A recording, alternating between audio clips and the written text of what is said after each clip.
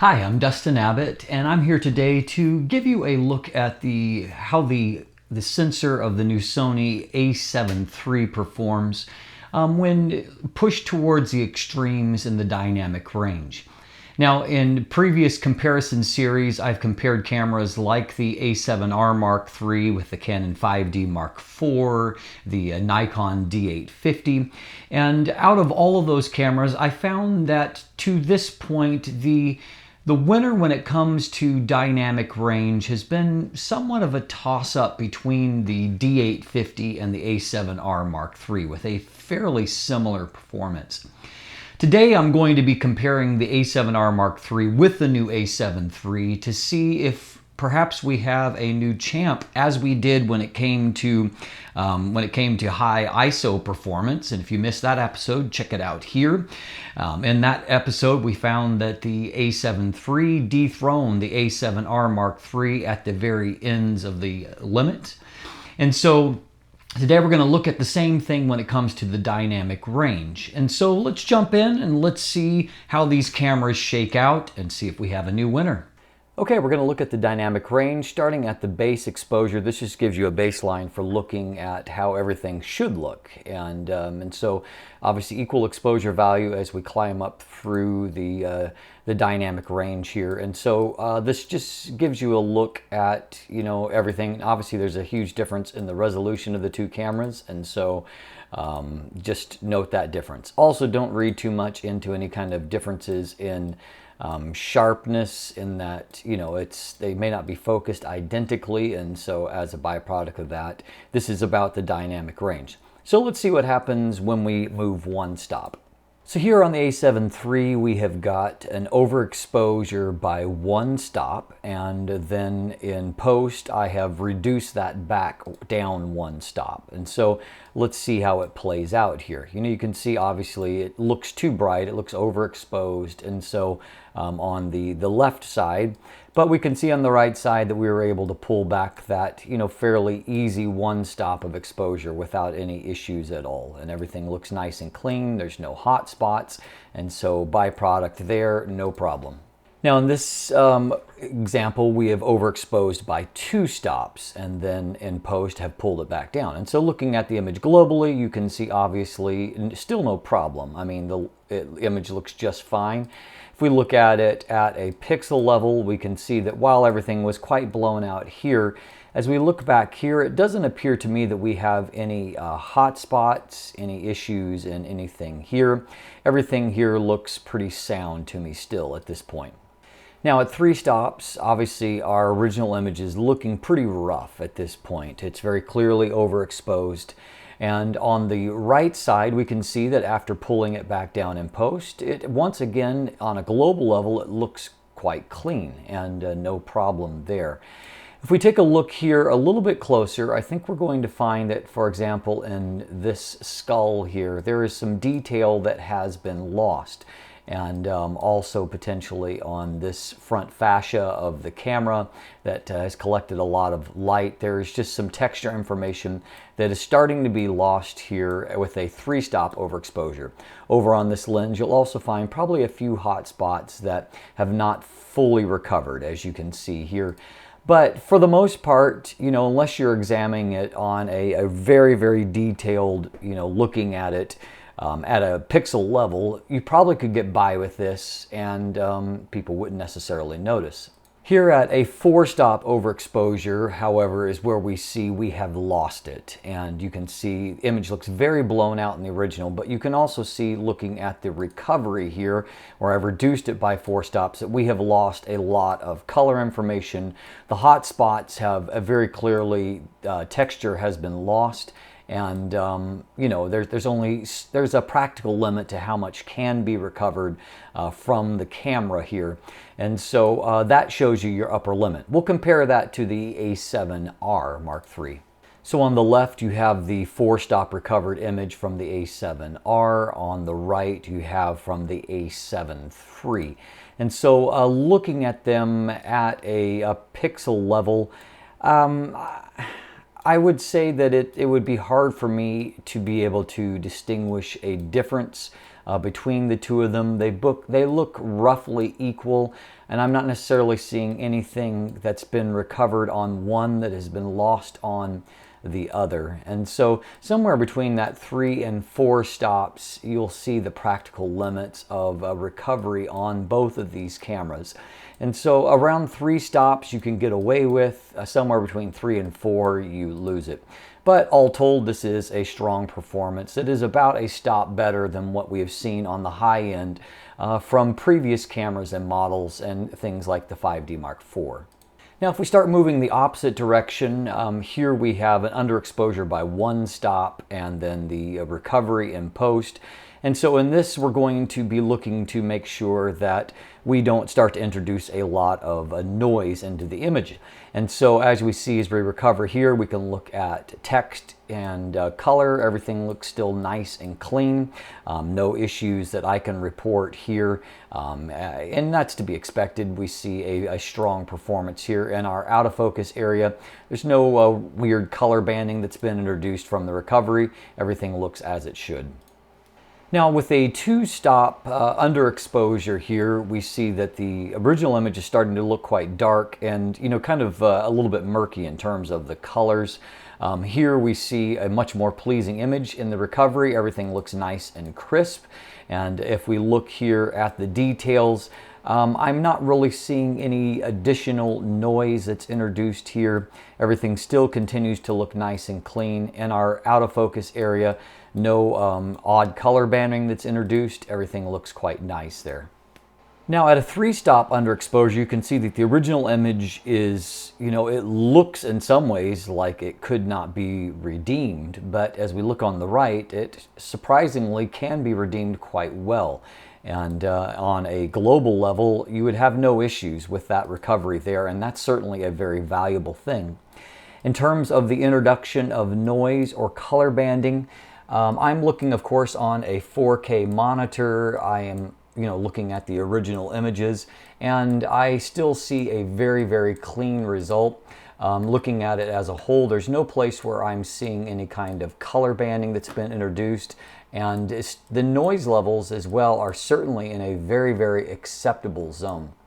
Now at a 4-stop underexposure here, you can see that the original is, you know, almost disappearing here. And once again, the recovery looks much, much more convincing than it did at the 4 stops of overexposure, which, you know, goes to illustrate a fairly consistent point with cameras in that if you're going to miss exposure, it's typically best to underexpose than it is to overexpose, in that you have more latitude with an underexposed image than you do with an overexposed. And so in this case, we can see even at 4 stops, there is just the faintest bit of banding that's been introduced here in the shadow area. Probably a little additional noise that's showing up, but the 24 megapixels of the A7 III are fairly forgiving of that, in that it doesn't show up in a highly noticeable way. I can see that it's there now, but once again, looking at the image on a global level, you could probably get away with this under a lot of different applications. Now, if we compare to the 4-stop recovered image from the A7R3, I think that what we're going to find is that there is definitely a little bit more banding noise that has been introduced. And of course, once again, we are looking at this at a much higher resolution level. And so even so, on our actual subject, everything looks quite crisp and clean here still. I do think that there maybe is a little bit more kind of brightness that has been recovered on the A7 III. And so once again, it is showing its merit here. And definitely looking at the autofocus area, it does seem like the A7R3 has a little bit more tendency to go green. There's green noise banding that's been introduced into the image, whereas the A7 III is delivering a more neutral result, I would say. And so as a byproduct of that, I do think that when it comes to shadow recovery, that I'm giving an edge to the A7 III in this comparison over the A7R3. Now, if you take this out into the real world, what it means is that it gives you some latitude when it comes to shooting a variety of subjects. In this case, I've chosen a landscape subject. And so this is set at what the camera deemed to be the proper metering here. And so 1/400th of a second, I'm using the Laowa 15mm f2.0D lens for this shot, a nice landscape option. And so here the camera has metered and says this is the proper metering.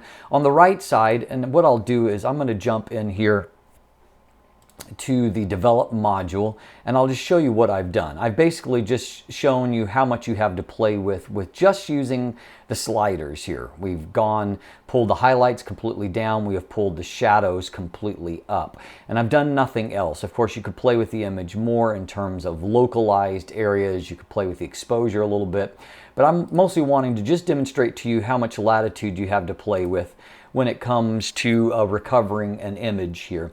So coming back to the images to compare them, we have the original on the left, we have the one that I've played with a bit on the right.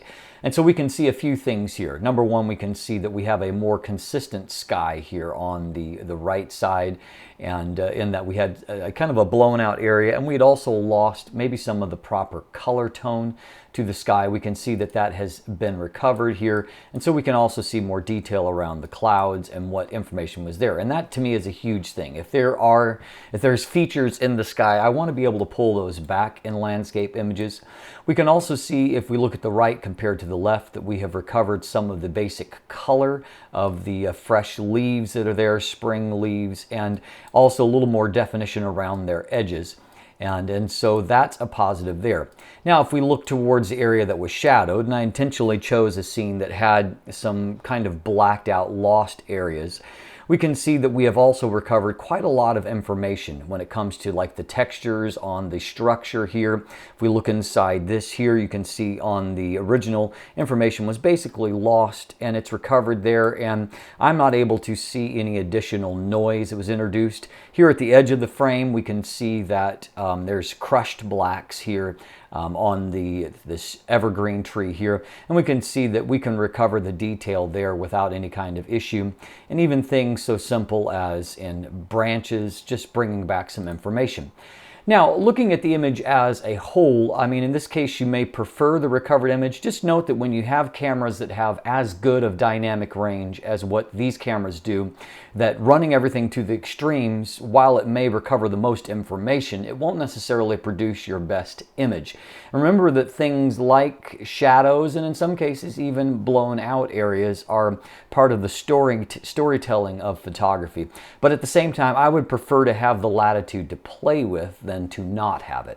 Now, what I've done here is I've just used the actual EV dial on the camera itself, and so twisted it all the way, in this case, to the +3. And so this is a 3-stop overexposure on this scene, and then on the right I have brought that back down 3 stops. And then what I've also done in the process of bringing it back down is try to keep those shadows open as well.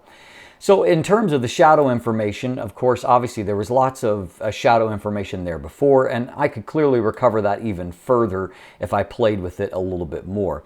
But here I've kind of gone to try to recover a more, kind of balanced scene there. Now, looking at the sky itself, we see that while we have recovered sky, the color isn't quite right there. At the same time, we also see that there are some of these kind of leaves that have caught a lot of light that we haven't fully recovered. At the same time, we have also recovered a whole lot more information, a lot of the color that's back here. And if you look at the image at large, I think that while it's technically imperfect, it is credible. It's usable for some applications, whereas our original, completely blown out, is not usable. Now, in this image, I did the opposite. I twisted the dial to the 3 stops of underexposure. And so as you can see, the original here is essentially unusable. It's very dark. But as we saw in our kind of laboratory test, there is a lot of latitude to play with the A7III's image when it comes to shadow recovery.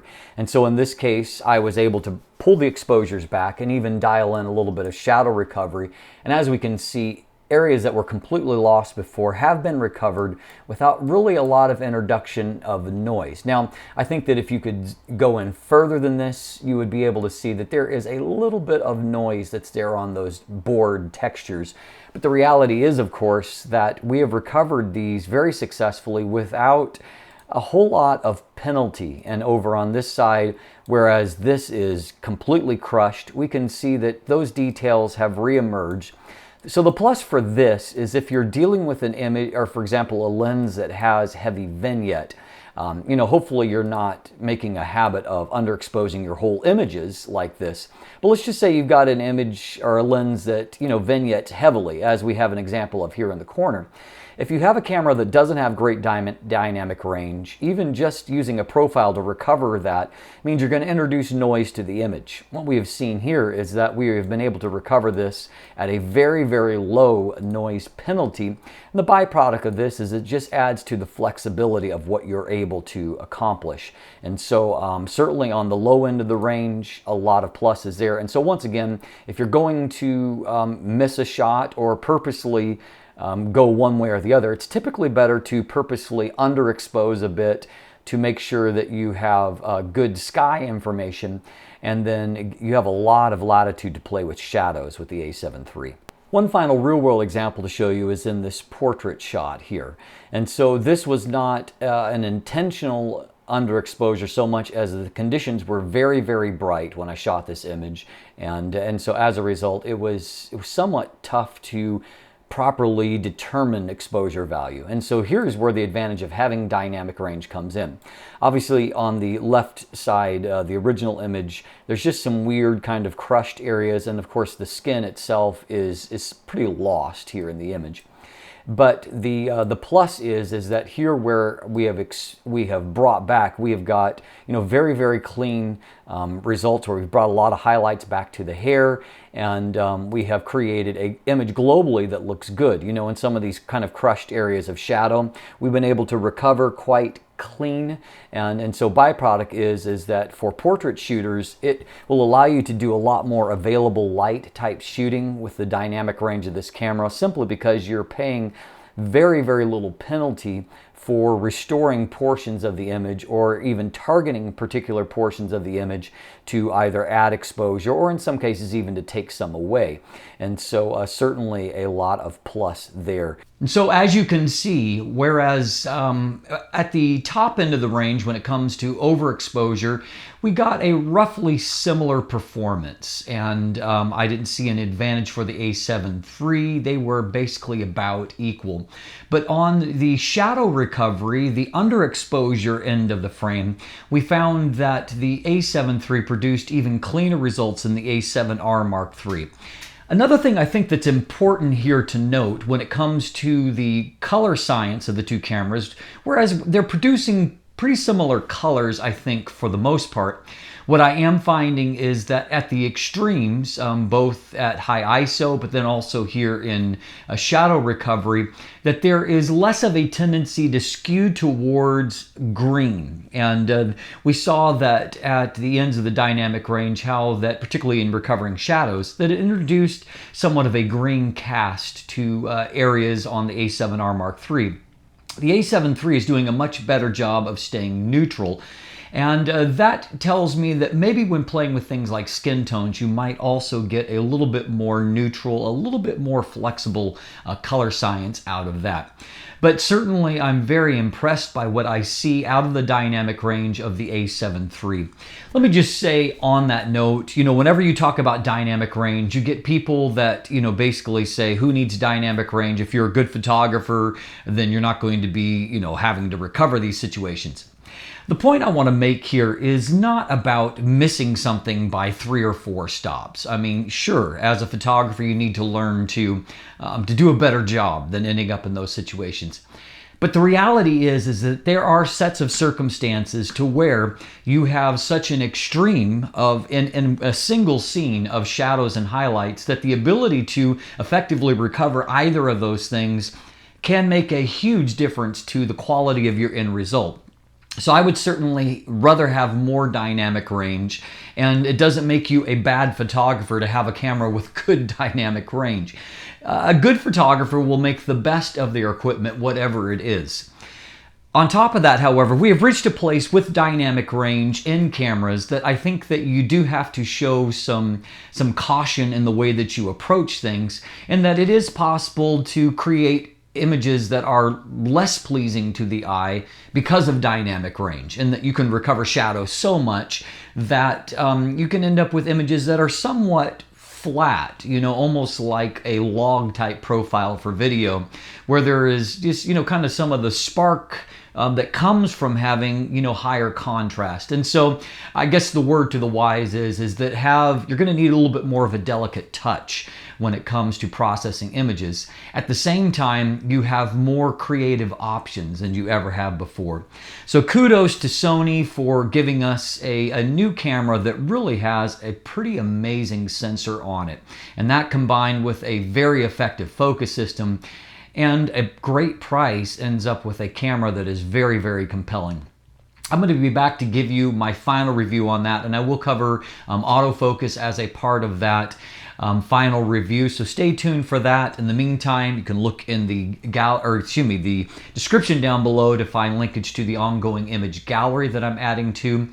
You can also find buying links. You might want to get one of these for yourself, and I am strongly considering, right now I'm filming on the A7 III, I'm strongly considering selling my A6500 and just using the crop mode on the A7R3 for when I'm, reviewing APS-C Sony glass, and maybe buying an A7 III for my primary video rig. And then also I like it for shooting events because of the resolution is kind of a sweet spot for when I don't need the higher resolution.